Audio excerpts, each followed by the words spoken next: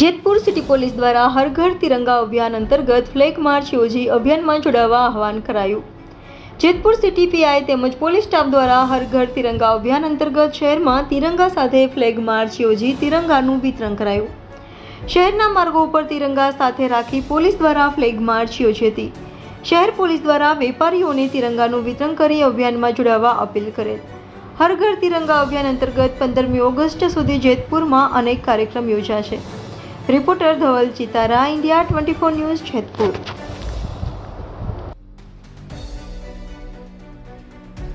Flag march थोड़ा दिवसोથી કાઢે છે અને ઝંડા વિતરણ કરે છે। બહુ સારું કહેવાય। જય હિન્દ। કે જેતપુર સિટી પોલીસ આ તિરંગાનો ભાવ બધાને આપે છે।